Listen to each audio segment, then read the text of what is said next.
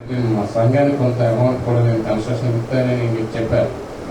అయితే నేను ఈ ఈస్టర్లో కూడా పరచుకోవాల్సిన అత్యంత అంటే యాభై సమయం తీసుకొని కానీ ఇవాళ చెప్పాల్సిన అవసరం ఏముందంటే మా కజిన్ బ్రదర్ అంటే మా చిన్న కొడుకు 2015 దసరా రోజు యాక్సిడెంట్ అయ్యి ఆయన చనిపోయాడు. ఆయన హార్డ్వేర్ ఇంజనీర్. ఊరు వచ్చినప్పుడు రోడ్ మీద వెళ్తే సడన్గా యాక్సిడెంట్ చనిపోయాడు. అప్పటి నుంచి మేము ఐసిఐసిఐ బ్యాంక్ మీద కేసు వేసి నడుస్తున్నాం. ఐసిఐసిఐ బ్యాంక్ మీద మేము ఆంధ్రలోనే కేసు వేసి డెబిట్ కార్డ్ అండి మన వాడి ఏటీఎం కార్డుకి మీ అందరికీ విషయం కూడా మనకు వస్తుంది. ఆ డెబిట్ కార్డ్కి ఇన్సూరెన్స్ ఉంటుంది. బై రోడ్ యాక్సిడెంట్ అయితే 10 lakhs, బై ఎయిర్ యాక్సిడెంట్ అయితే 20 lakhs. ఆ ఇన్సూరెన్స్ ఉంటే మేము మిగతా ఇన్సూరెన్స్ క్లెయిమ్ చేసాం. ఇయర్లీ వాళ్ళు కొంత ఆ కంపెనీ వాళ్ళు 1 day అమౌంట్ డొనేట్ చేశారు 12 lakhs. తర్వాత ఎస్బీఐ జనరల్ ఇన్సూరెన్స్ అది చేయించు అది 10 lakhs వచ్చింది. తర్వాత మిగతా ఎల్ఎస్ అన్నీ వచ్చాయి. మమ్మల్ని గుద్దిన వాళ్ళు కూడా స్పెషల్ బ్రాంచ్ కానిస్టేబుల్ అవడం వల్ల స్పెషల్ బ్రాంచ్ కానిస్టేబుల్ కొడుకులు మా తమ్ముని గుద్దినప్పుడు ఆయన స్పాట్లో చనిపోయాడు. ఫైనల్ రిపోర్ట్ వచ్చేటప్పటికి పోలీసులు ఏం చేశారంటే అనకాపల్లి డిఎస్పీ అంటే చోడవరం ఎస్ఐ ఇద్దరు కలిపి డిపార్ట్మెంట్ అవడం వల్ల వాళ్ళు చనిపోయిన వ్యక్తిని ముద్దాయిగా చేసి ఫైనల్ రిపోర్ట్ ఇచ్చారు. అందుకు బట్టి మనం ఎవరైతే మనం గుద్దారో వాళ్ళ మీద మనం కంపెన్సేషన్ వేయలేము. ఎందుకంటే మనమే ముద్దాయిగా ఉన్నాం కాబట్టి ఏ కోర్టు కూడా మనకి ఆ బండికి ఇన్సూరెన్స్ లేదు. మేము గుద్దినాం, మేము వెళ్ళిన బండికి అన్ఫార్చునేట్లీ ముందు రోజు ఎక్స్పైర్ అయిపోయింది ఇన్సూరెన్స్. ఎవరైతే మమ్మల్ని హిట్ చేశారో ఆ బండికి ఇన్సూరెన్స్ లేదు. ఆ కానిస్టేబుల్ వాళ్ళ వైఫ్ పేరు ఉంది బండి అది. సో ఎప్పుడైతే ఫైనల్ రిపోర్ట్ మేనేజ్ చేసుకుని వచ్చి చనిపోయిన ఆయనే రాంగుడిలో వచ్చి గుద్దాడు. సడన్గా ఆయనకి హార్ట్ స్ట్రోక్ వచ్చేసి ఆయన చనిపోయాడు, మా వల్ల కాదని చెప్పి ఫైనల్ రిపోర్ట్ ఇచ్చారు. ఇది చాలా నిరంకుశమైనటువంటి ఇన్వెస్టిగేషన్ జరిగింది బికాస్ డిపార్ట్మెంట్ అవ్వడం వల్ల. ఆ రిపోర్ట్ చూసినట్టు ఫైనల్ రిపోర్ట్ నేను అబ్జెక్ట్ చేయడం జరిగి వారితో మాట్లాడితే లేదండి ఏం చేస్తాం డిపార్ట్మెంట్ కదా డిఎస్పీ గారు చెప్పారంటే అది చాలా ఎఫెక్ట్ అయింది. ఎందుకంటే సాధారణ మనుషులకు ఇన్సూరెన్స్ పొందాలన్నా కూడా ఈ భూమి మీద మన భారతదేశంలో ఎవరైతే చనిపోయారో బతుకున్నవాడు డబ్బులు ఇవ్వాల్సింది 5 ఇన్సూరెన్స్ లేదా గుడ్విల్ కింద మనం డబ్బులు ఇవ్వాల్సింది ఇన్సూరెన్స్ లేకపోతే లేదా అరెస్టులు జరుగుతాయి.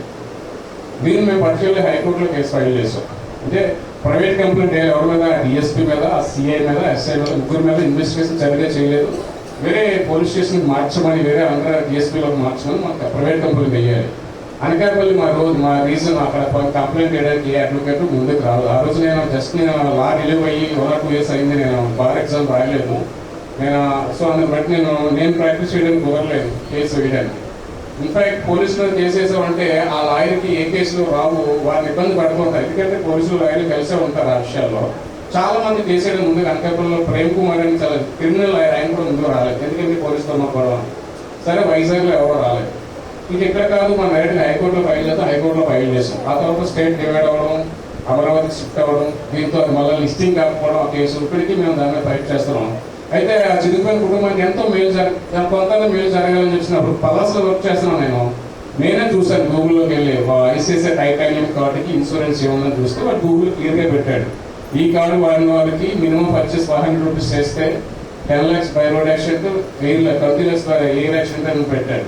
మేము ఆ అబ్బాయి హైదరాబాద్ పనిచేసేవాడు హైదరాబాద్ బ్రాంచ్కి విషయం అడిగితే అలాంటిది ఏం లేదంటే అదంతా ఉంటుంది, అలాంటిది ఏం లేదంటే అదంతా ఊరికే మీరు ప్రధానమంత్రి జీవన ఆవాస్ యోజన పెట్టుకుంటూ 3 లక్షలు వస్తాయి 2 లక్షలు వస్తాయని చెప్పారు.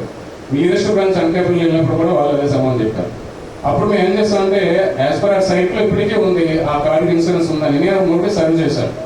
ఇది ఉందా లేదా ఇన్సూరెన్స్, ఎందుకంటే మాకు ఈ ఆప్షన్ ఉంది, ఈ కార్డు మా దగ్గర ఉంది. ఎవ్రీ ఇయర్ కట్ అవుతుంది 270 rupees. అంటే అది debit card charges cum insurance ఉంటుంది ఎవరికైనా.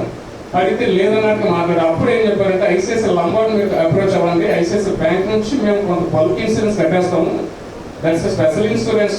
అకౌంట్ ఉన్న వాళ్ళందరికీ కూడా ఐసిఐసిఐ లంబార్డ్కి మీరు ఏ బ్యాంక్ అకౌంట్ తీసుకున్నా ఇన్సూరెన్స్ ఉంటుందండి. అయితే వాళ్ళు చేయరు, పక్క బ్యాంక్ అదే వాళ్ళకున్న ఆర్గనైజేషన్ ఇంకో ఆర్గనైజేషన్ లంబార్డ్కి ఇచ్చారు. వాళ్ళు ఏమంటారంటే మీ ఇన్సూరెన్స్ అప్లై చేస్తే సరే అప్లికేషన్ పెట్టండి ఉంది వస్తున్నారు. అప్పుడు మేము ఎప్పుడైతే అబ్బాయి చనిపోయి 3 months 4 months తర్వాత మేము అప్లై చేస్తే అప్పుడు ఇన్వాయిస్ జనరేట్ చేశారు మాకు ఇన్సూరెన్స్ ఉన్నట్టు. సో అక్కడ మనకు దొరికిపోయాడు. అయితే ఆ తర్వాత మేము వెళ్ళేటప్పుడు ఐసిఐసిఐ లంబార్డ్కి అప్లై చేసాం. అప్లై చేసిన తర్వాత వాళ్ళ నుంచి మనకు రిప్లై ఏమొచ్చిందంటే సారీ అండి మీ అబ్బాయి ఇన్సూరెన్స్ ఉండడం వాస్తవం, కానీ అయితే ఆయన మినిమం పర్చేస్ 500 చేయలేదు. ఎవ్రీ 6 months ఒకసారి 500 రూపాయలతో మన రిటైల్ కార్డు అదే డెబిట్ కార్డుతో రిటైల్ పర్చేస్ చేసి ఉంటారు. అయితే పెట్రోల్ లేదా ఏదైనా మాల్లో కొని ఉండాలి. ఆ అబ్బాయి అప్పుడు బ్యాచిలర్స్ కాబట్టి 20 రూపాయలు 30 రూపాయలు రీఛార్జ్ మాత్రం చేసే తప్ప పర్చేస్ చేయలేదు. సో అక్కడ కూడా మాకు యాజ్ పర్ లా ఉన్న కండిషన్స్ ప్రకారం మేము ఫుల్ఫిల్ చేయలేకపోతే మాకు ఇన్సూరెన్స్ ఫెయిల్ అయింది.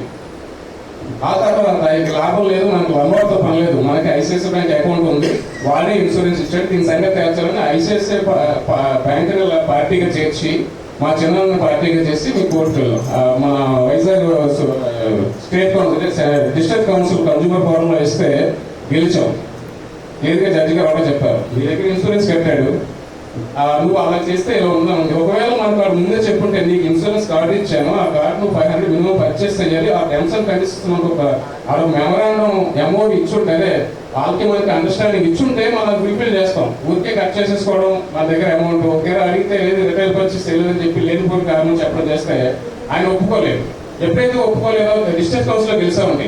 కానీ అది బ్యాంక్ కదా, మల్టీనేషనల్ కంపెనీ, అదే ఒక రకమైన ప్రతి ఏమంటుంది ఐసిఐసిఐ ఎలా ఉంటే ప్రతి సిటీలోనే అడ్వకేట్స్ ఉంటారు.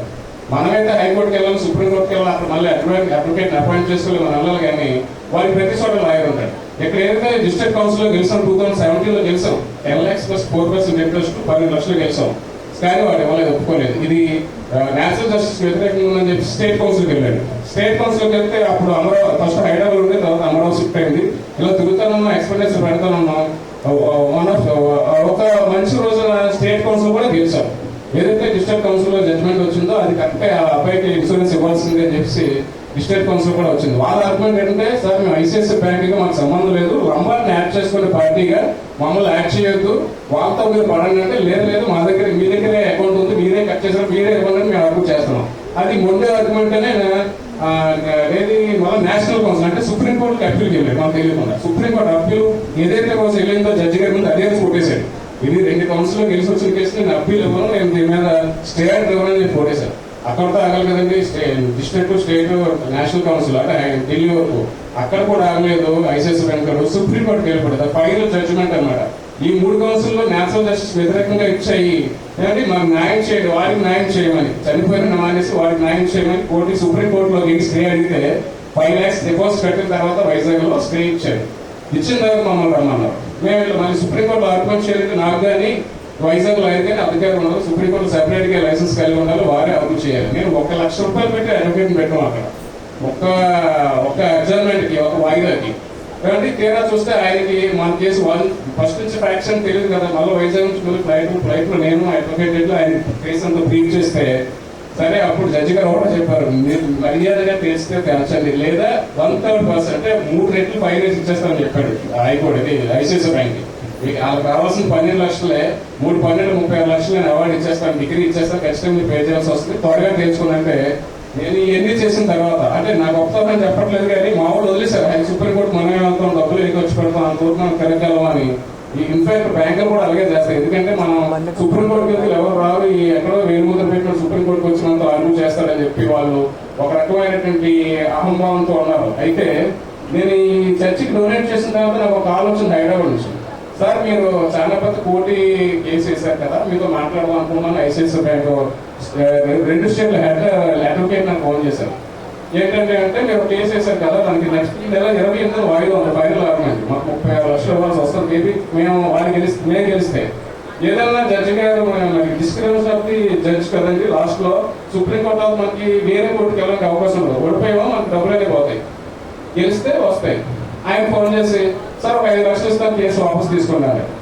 5 లక్షలు ఇస్తే కేసు వాపస్ తీసుకునేది కాదు, ఇది 10 lakhs మ్యాటర్. అది ఇప్పుడు 15 ఏళ్ళు, 2015లో కేసు లాక్ చేసాం, ఇప్పుడు 2024 9 సంవత్సరాలు 4% ఇంట్రెస్ట్ వస్తుంది. అన్ని చూసుకుంటే 14 లక్షలు పైన వస్తుంది.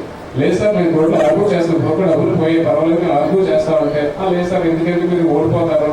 ఆయన ముసలాయన అన్నారు, వేరే ముందు చూసాను, వేరే ముందు చూసి నాకు కనకర పడ్డానట. ఇది 4 కోట్లు తిప్పేసిన తర్వాత సేనాపతి కోర్టు అయినా ఆయన వేరే ముందు చూసి వేరే ముందర ఆయన్ని సుప్రీంకోర్టు దాకా తీసుకొచ్చామని మేమే బాధపడ్డాం. అప్పుడు మాట్లాడుతున్నాడు ఆయన. ఇప్పటి వరకు లాయర్లు పెట్టుకొని వాళ్ళు ఖర్చు పెట్టారు 5 లక్షలు, మేము ఖర్చు పెట్టాం 5 లక్షలు. లేదు సార్ నేను ఆర్గ్యుమెంట్గా వెళ్తానంటే, లేదు సార్ చూడండి వాళ్ళకి అర్థమైపోయింది ఓడిపోతామని. పేరెంట్ వచ్చాడు, 5 లక్షలు ఇస్తాం, 6 లక్షలు మనం సెటిల్ చేసుకున్నాం, అవుటర్ కోర్టులు సెటిల్ చేసుకున్నాం, మీరు హైదరాబాద్ రావాల్సిన అవసరం, నేనే వైజాగ్ వస్తాను, మా బ్యాంక్ అండి మీకు డీడీ ఇస్తాం, చెక్ ఇస్తామని వేశారు. 9 lakhs మ్యాటర్. అడ్వకేట్ కూడా ఆయన అడ్వకేట్ మేము అగైనెస్ట్ వాదించింది, అయితే ఆడవాళ్ళు ఆయన వచ్చి మమ్మల్ని కూర్చోబెట్టి 9 లక్షలకి, అంటే 5 లక్షలున్నారు, నేను 10 లక్షలు మనం లేదు 9 లక్షలు. అది కూడా మా ఇంట్లో వాళ్ళు మా చిన్నవాళ్ళు ఎందుకు ఎంతకంత వస్తుంది కదా అని వాళ్ళు డ్రాప్ అయిపోయారు. కాబట్టి ఒకవేళ ఫెయిల్ అయి ఉంటే ఆ ఒకరు రావాలి, నేను కూడా సర్లే చెప్పి 9 లక్షల మ్యాటర్ నేను కుటుంబాలను సాధించామండి. ఎవరికోండి 3 కోట్లు. దేవునికి సర్వోన్నత దేవుడికి ఏది అసాధ్యం కాదు. ఈ విషయం మీరు గమనించండి. కోర్టులండి ఎన్ని లక్షలు ఎన్ని లాయర్లు ఇండియాలో ఉన్న ప్రతి కోర్టుకి వచ్చింది అభ్యేష్. మేము సాధించాం 9 లక్షల మేడం. దాన్ని బట్టి దేవుని స్తోత్రాలు. వీలైతే అంటే ఈ మేలు బట్టి నేను ఎంత అని చెప్పలేను, కానీ నేను మళ్ళా దేవుడికి మళ్ళీ సన్నిధికి ఇవ్వడానికి నాకు ప్రార్థన చేయండి. నేను చెప్పలేను, దయచేసి ఈ అవకాశం పొందాలి. హల్లెలూయా. దీంట్లో ఒక సీక్రెట్